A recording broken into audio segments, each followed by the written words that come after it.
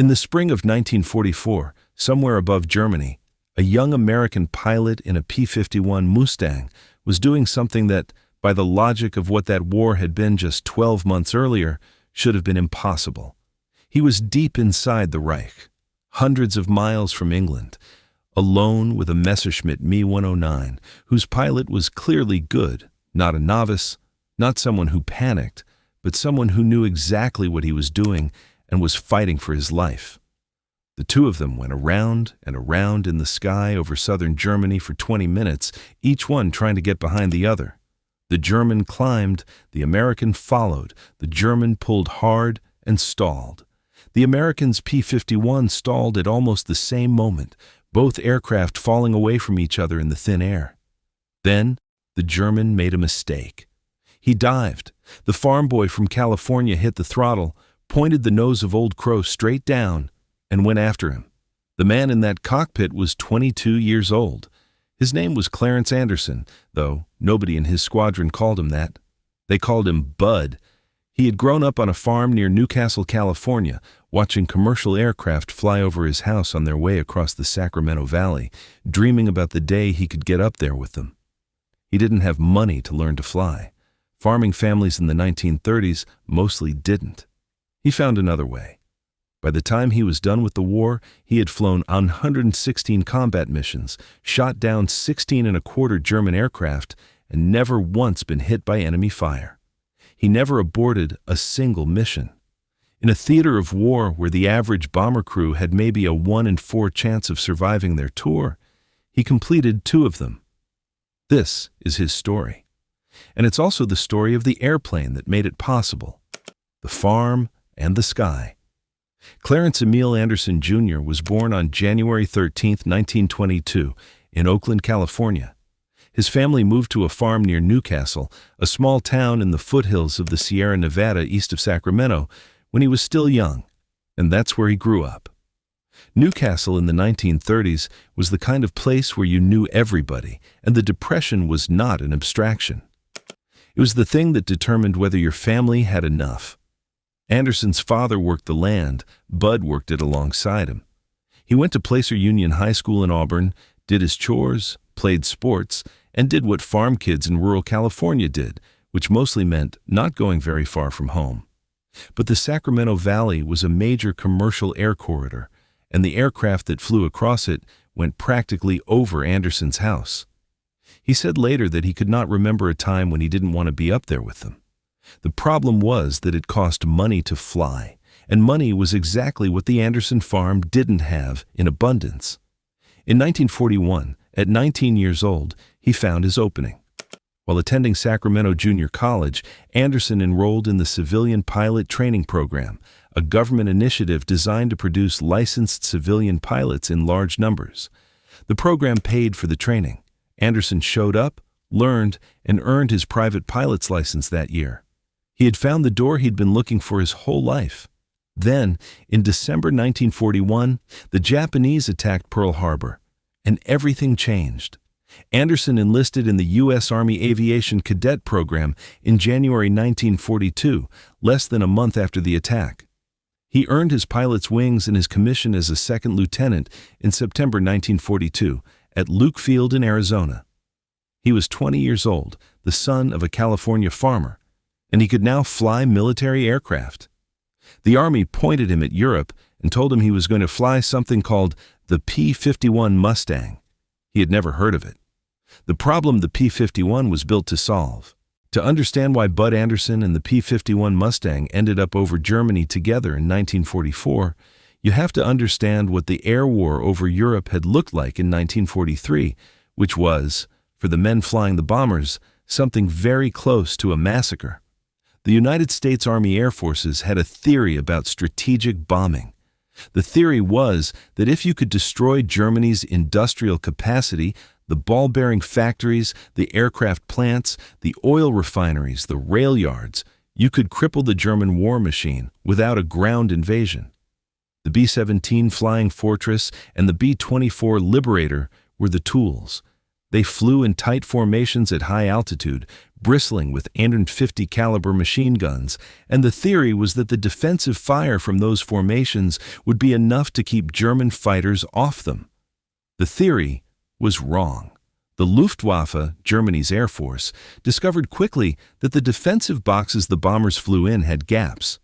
Formation flying at high altitude is difficult, and the gaps between aircraft created angles from which German fighters could attack without exposing themselves to concentrated defensive fire.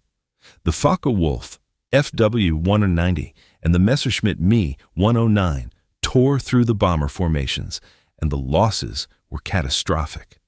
In October 1943, the 8th Air Force sent 291 B-17s to attack the ball-bearing factories at Schweinfurt in Germany.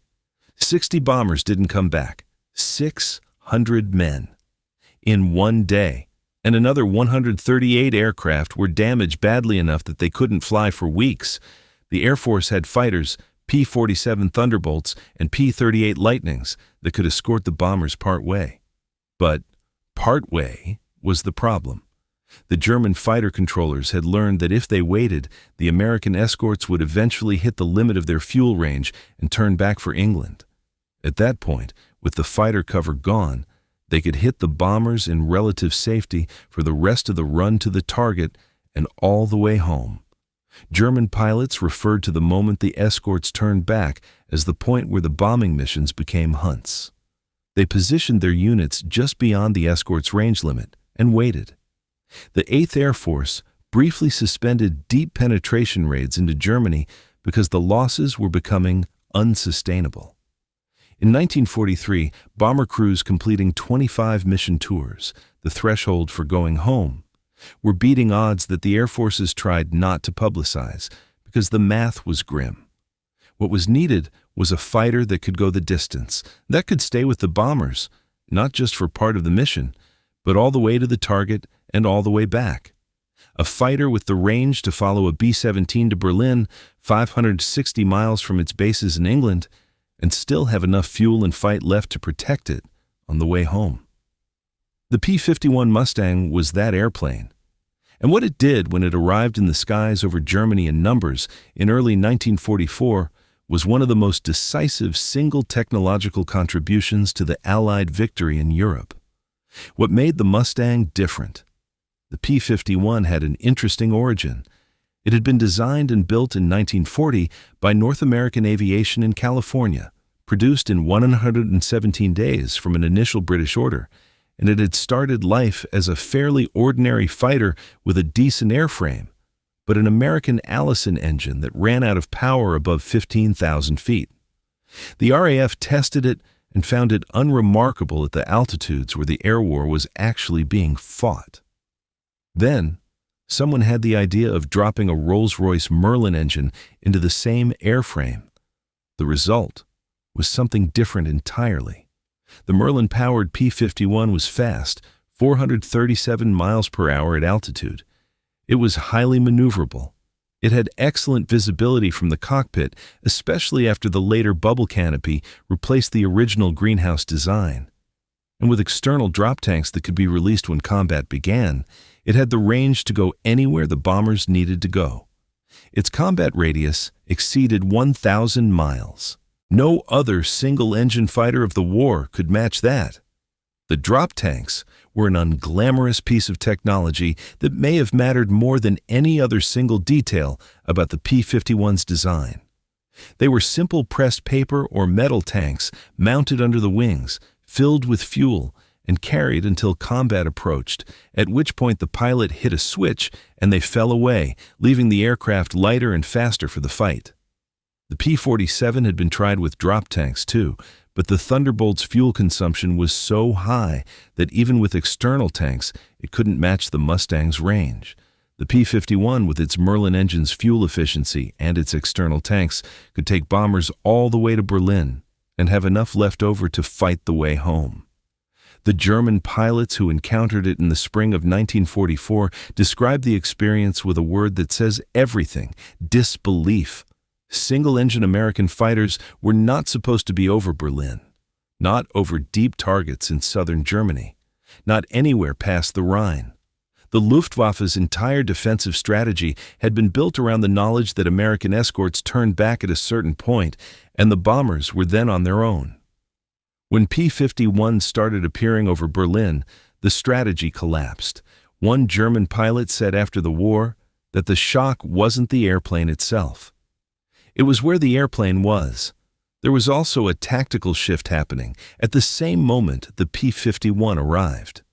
General Jimmy Doolittle, the same man who had led the famous 1942 raid on Tokyo, took command of the 8th Air Force in January 1944 and immediately changed the rules of engagement for fighter pilots. Previously, the standing orders said escorts had to stay close to the bombers and drive off any attackers, then return to close escort. They were not supposed to go hunting. The bombers' protection was the priority, and if a fighter pilot chased a German too far from the formation, he was in violation of orders. Doolittle changed that. He told his fighter pilots to go find the Luftwaffe and destroy it. In the air, on the ground, at their airfields, wherever they could find it. The mission was no longer to protect the bombers by staying nearby. It was to establish air superiority by killing the German Air Force comprehensively enough that it couldn't threaten the bombers anymore. Bud Anderson arrived in England in November 1943. By February 1944, he was flying that new mission. The 357th arrives. Anderson was assigned to the 363rd Fighter Squadron of the 357th Fighter Group, based at RAF Leiston in Suffolk, England. The 357th would become one of the most effective fighter groups in the entire 8th Air Force. It produced 42 flying aces and was credited with destroying roughly 600 enemy aircraft over the course of the war. The group had 4 aces in particular who would fly together, compete informally for victories, watch each other's backs, and become as close as men can get when they spend 14 months in the same small corner of wartime England. Their names were Richard Pete Peterson, Leonard Kit Carson, Johnny England, and Bud Anderson. Between the 4 of them, they accounted for nearly 70 confirmed victories. The German propagandist Lord Haw Haw, who broadcast radio programs aimed at demoralizing Allied troops, gave them their squadron nickname the night they arrived at Leiston, calling them the Yoxford Boys, after the nearby village. They kept the name. It stuck. The group flew its first combat mission as a unit on February 11, 1944, just in time for what became known as Big Week, a series of 6 major 8th Air Force raids launched between February 20 and 25, targeting German aircraft production facilities. The goal was to force the Luftwaffe into the air in defense of its own factories, where the P-51s could destroy it. The Mustangs destroyed 17% of the Luftwaffe's experienced fighter pilots in air-to-air combat during Big Week alone.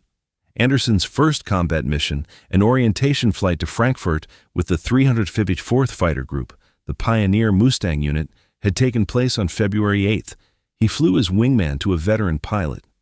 Over the target area, just as his flight leader began attacking an FW-190, someone on the radio called out, "Mustang, Mustang, there's one on your tail." Anderson broke hard and looked. It was a friendly, another American P-51 whose pilot had misidentified him. Nobody had been shot down, but Anderson had been introduced, in the most visceral way possible, to the reality that in a sky full of aircraft all going very fast, the wrong identification at the wrong moment could kill you just as effectively as the enemy. He named his Mustang Old Crow, after a Kentucky bourbon that happened to be the cheapest one available, and he painted the name on every aircraft he flew for the rest of the war. He would go through 4 Mustangs in 2 combat tours. None of them were hit by enemy fire. All 4 of them were lost to other causes, transferred to other pilots, assigned away, and not one was brought down by a German bullet. Learning to fight. In the spring of 1944, the war over Germany was not a training exercise.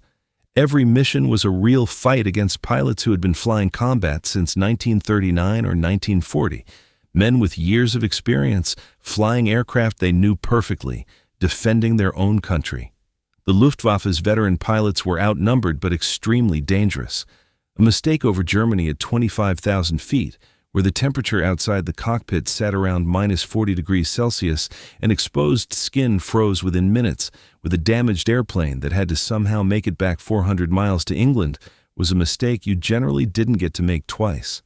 The men who had been in the 357th since February knew pilots who had made it through 10 missions, 15, 20, and then simply didn't come back one day. The replacement pilots who arrived learned their trade quickly or didn't learn it at all. Anderson scored his first confirmed kill on April 11, 1944. He shared a quarter credit with 3 other pilots for downing a German bomber west of Hanover. He got a solo kill that same day, watching the pilot of a Messerschmitt bail out after Anderson's shots found him. He was methodical about it, not reckless. He described the fighter pilot's job in simple terms: get behind the enemy where his guns aren't pointing, close to a range where you can't miss, and shoot.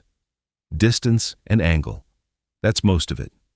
By early May 1944, Anderson had 5 confirmed kills, the threshold that made a pilot an ace, one of the most exclusive designations in the Air Forces. Getting to 5 was hard. Staying alive long enough to get there was harder. Some pilots got there in 3 months. Some never got there at all. Anderson was not particularly interested in the distinction. He was interested in getting the job done and bringing his squadron home. The two things were connected. A pilot who took unnecessary risks to run up his score was a pilot who wasn't protecting his wingman, and a pilot who wasn't protecting his wingman was eventually a pilot who got his wingman killed. Anderson didn't fly like that. His record, 116 missions, never hit by enemy fire, never aborted, reflected a discipline that was as professional as natural. May 27, 1944. But there was one engagement in particular that people remembered, and that Anderson himself described in enough detail that you can put yourself in that cockpit. It was May 27, 1944. The 357th had linked up with its assigned bomber formation over southern Germany when the German fighters appeared on the horizon. 4 Me-109s going for the bombers from above. Anderson's flight of 4 P-51s intercepted them. What followed was a rolling fight across the sky that lasted 20 minutes, long by the standards of aerial combat, where most engagements were over in seconds. Anderson broke up the initial attack, turned the tables on the Germans, and shot one of them down. His 6th kill. 2 of the Germans ran. The 4th, the leader, didn't. This pilot stayed. He turned back into Anderson, and they went at each other. The German was good. He climbed to the edge of the Messerschmitt's performance envelope, forcing Anderson to follow, and at the top of the climb, both aircraft stalled simultaneously, the thin air no longer providing enough lift to keep them flying, both planes hanging motionless for a moment before falling away in opposite directions. Anderson later wrote about what the German did next. "He is falling away now, and I flopped the nose over and went after him hard. The German dived. Anderson followed. Old Crow was faster in the dive. The P-51's aerodynamic cleanliness gave it an advantage that the Messerschmitt couldn't match when both were pushing the airframe to its limits. Anderson closed the distance, got inside the minimum range where the Germans' guns couldn't bear, and fired. The Messerschmitt went down. Anderson didn't celebrate the way some pilots did. He checked his mirrors, confirmed no one was on his tail, noted the time and location in his flight log, and turned for home. 7 kills. He was a double ace. What the 357th was doing to Germany. To understand what Anderson and the Oxford boys were actually accomplishing at this moment in the war, you have to zoom out from the individual dogfights and look at what was happening to the Luftwaffe as a whole in the spring of 1944. In 1943, the Luftwaffe had roughly 200 fighters available. German pilots who had survived from the early war years, men who had flown in the Battle of Britain over the Mediterranean on the Eastern Front, were among the most experienced aviators in the world. The problem for Germany was that replacing them when they died was becoming increasingly difficult. Their training pipeline was producing pilots in shorter and shorter courses on less and less fuel, with fewer experienced instructors, because the instructors were being pulled from training duties to fly combat. Meanwhile, the P-51 and the new aggressive tactics under Doolittle were destroying experienced Luftwaffe pilots faster than Germany could replace them. By March 1944, P-51s had escorted bombers all the way to Berlin. German fighter controllers who had spent years calculating exactly when the American escort would turn back discovered that the calculation no longer worked. The escorts didn't turn back anymore. They followed the bombers over Berlin and then, on the way home, went looking for Luftwaffe airfields to strafe. The psychological effect on German pilots was documented in their own post-war accounts. For years, distance had been a kind of sanctuary. A German pilot who broke off an engagement and dived away from a P-47 knew that the P-47 couldn't follow him too far without running out of fuel. With the P-51, that sanctuary was gone. The Americans could follow, and frequently did. Anderson and his squadron mates were not just fighting individual engagements, they were participating in the systematic destruction of Germany's ability to defend its own airspace, a process that, by June 1944, would make the D-Day landings possible by ensuring that Allied troops hitting the beaches at Normandy would not be strafed by German aircraft while they were still in the water. The second tour. Anderson finished his first combat tour in the summer of 1944. He had shot down 12 1/4 German aircraft, been promoted to captain, and flown through some of the most intense air combat the European theater had seen. The sensible thing, the thing the Air Forces actually encouraged pilots to do after completing a tour, was to go home, rest, train other pilots, and stay alive. A lot of pilots didn't come back for a second tour, not because they were cowards, but because they had done their part, and the actuarial logic of flying over Germany was not something you wanted to test twice if you didn't have to. Anderson volunteered for a second tour. He said later that the reason was simple. He knew how to do the job. He had spent the better part of a year learning it under conditions that most people don't survive long enough to learn from, and he understood, in a concrete way, that you can't get from a training manual what it took to bring a squadron home. Going back to America to teach people who hadn't been in combat felt wrong when there were still missions being flown over Germany by men who were still learning. He was back at Leiston by late 1944, flying a new P-51D, the definitive variant of the Mustang, with 650 caliber machine guns instead of 4 and a bubble canopy that gave the pilot 360-degree visibility. The bubble canopy, in particular, mattered. In the earlier greenhouse canopy design, the metal framing around the glass created blind spots, areas directly behind and above the pilot where a German aircraft could approach without being seen until it was too late. The bubble canopy eliminated most of that. You could see everything. In a war where the pilot who died first was usually the pilot who was surprised, better visibility was the difference between another mission and a coffin. He named this one Old Crow as well. He added 4 more confirmed kills in his second tour, bringing his total to 16 1/4. He flew his last combat mission in January 1945. He was 22 years old. When he was sent home at the end of his second tour, Anderson had flown 116 missions in 480 hours of combat flying. He had never aborted a mission for any reason. He had never been hit by enemy fire, not once, in 2 full tours over Germany. He had become the highest scoring ace in his own 363rd Fighter Squadron and one of the most respected combat leaders in the 357th Fighter Group. He was decorated 26 times for his military service. The awards included 5 Distinguished Flying Crosses and 16 Air Medals. He was promoted to Major at 22. He named everything Old Crow. He never changed that. What came after? Most fighter pilots who survived the war went home and didn't fly again. Anderson flew for 3 more decades. He became a test pilot after the war, working at Wright-Patterson Air Force Base in Ohio and later at Edwards Air Force Base in California. He flew more than 130 different aircraft types in his testing career, pushing the boundaries of what was possible in machines that had never been flown before. He was involved in a program that attempted to couple jet fighters to the wingtips of large bombers mid-flight for range extension, one of the stranger ideas that came out of the early Cold War period. He commanded an F-86 Sabre squadron in post-armistice Korea and flew an F-105 Thunderchief on combat strikes in Vietnam in 1970, when he was 48 years old. He retired from the Air Force as a full colonel in 1972 after 30 years of service. He was inducted into the National Aviation Hall of Fame. In 2022, he received an honorary promotion to Brigadier General. On May 17, 2024, at the age of 102, Clarence "Bud" Anderson died peacefully at home in Auburn, California, surrounded by his family.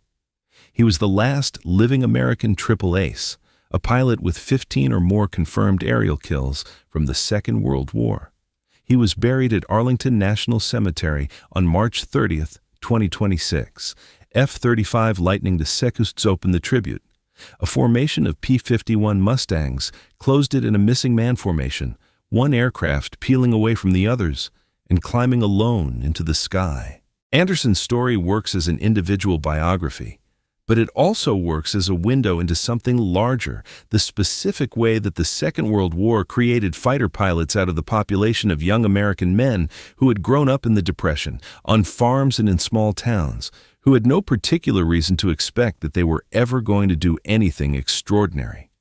The civilian pilot training program, which gave Anderson his license at 19, was one of the most consequential things the U.S. government did before the war. It quietly built up a reserve of young men who could already fly before they ever put on a uniform. When the Army needed pilots in 1942, it had a population to draw from that had never existed in that scale before.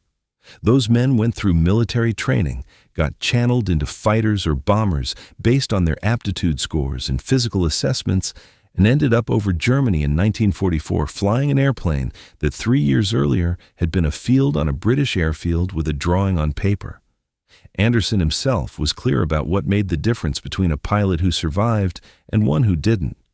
He said the key was situational awareness, knowing where you were, where your wingman was, where the enemy was, and where the threat was likely to come from next. The pilots who died were often the ones who fixed on a target and forgot to look around them. The sky is three-dimensional and very large, and a German who was behind you and slightly above, where the sun was a German you couldn't see until his rounds were already in your airplane. He also talked about the airplane itself, with the kind of affection that only makes sense if you have spent hundreds of hours in a cockpit, trusting your life to the machine underneath you. The P-51, he said, was the ideal fighter for what the 8th Air Force needed to do. Fast enough, maneuverable enough, range that nothing else could touch, and it rewarded skill. The better you understood its limits, the better it performed. He never changed the name on any of his aircraft. Old Crow, every single one, from the P-39 he flew in training to the P-51D, he flew on his last combat mission over Germany. He said later that it was partly superstition. The name had kept him alive, so he kept the name, and partly something simpler. He liked consistency. On a day when you were going to fly over Berlin and try not to get shot, it helped to sit down in something familiar. The farm kid from California who watched commercial aircraft fly over his house in the Sacramento Valley, who couldn't afford flying lessons, who found a government program that paid for them instead, who taught himself to fly a Mustang, and then spent 14 months taking German aircraft out of the sky over Europe. He never particularly wanted to be famous. He gave talks at air shows and aviation events into his 90s. He signed books and answered questions and stood patiently while younger people took photographs. He talked about the war matter-of-factly, without self-aggrandizement, as if what he had done was simply a job that had needed doing and he had been one of the people there to do it. In a certain sense, that was true. There were thousands of young men like him who went to Europe in 1944 and flew those missions, men from farms and small towns and cities, men who had learned to fly on government programs or in crop dusters or in civilian airfields across the country.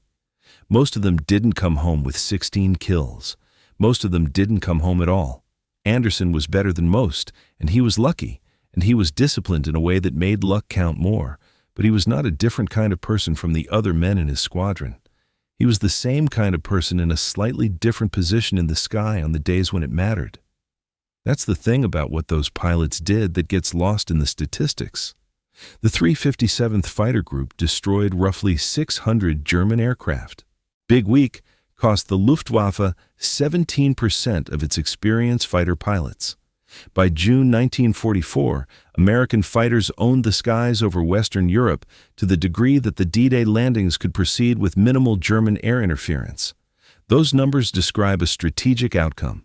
What they don't describe is the specific texture of what it took to produce them. A 22-year-old in a P-51, 20 minutes over southern Germany, with a German pilot who was also very good, both of them in a stall at 25,000 feet, and one of them going after the other when the nose came down. If you want more stories like this, subscribe. There's a lot more coming. See you in the next one.